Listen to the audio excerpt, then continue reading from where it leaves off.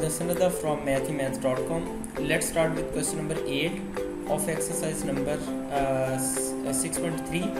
The statement of this question is find w, x, y, z.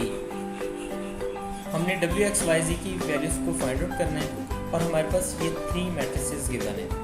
तो हमने इसको find out करने के लिए करना कुछ इस तरह से है कि ये w + 3 हो जाएगा यहाँ पे, यानी इसकी सिंपल एडिशन की x + 0 आ जाएगा, y -1 आ जाएगा ये, और z + 5 आ जाएगा इज इक्वल टू 2, 1, 6 - 3 है। अब यहाँ पे ये जो फर्स्ट एलिमेंट है यानी w + 3 ये 2 के इक्वल है, तो हम यहाँ पे इसको इक्वेट कर लेते हैं।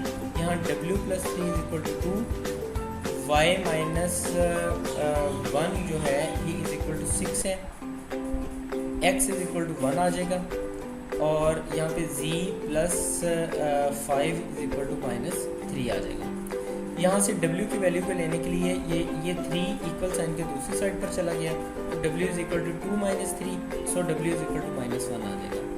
x is equal to 1 already यही है कि x इज इक्वल टू 1 है। इसके बाद है y - 1 इज इक्वल टू 6, ये -1 इक्वल साइन के दूसरी साइड पर आके +1 हो जाएगा, so y is equal to 6 + 1, so y is equal to 7 आ जाएगा।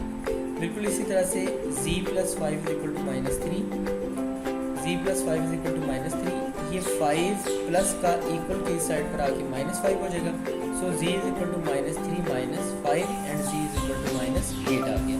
इस तरह से हमने w, x, y और z की वैल्यूज़ को कैलकुलेट कर दिया। क्वेश्चन नंबर 8 कंप्लीट हो चुका है। अगर आपको इसमें कोई कन्फ्यूजन है तो आप हमसे कांटेक्ट करें। हमारा यूट्यूब चैनल अवेलेबल है, आप उसे सब्सक्राइब करें ताकि हमारे लेटेस्ट वीडियोज़ और अपडेट्स आपको मिलती रहें। Thanks for watching mathemaths.com।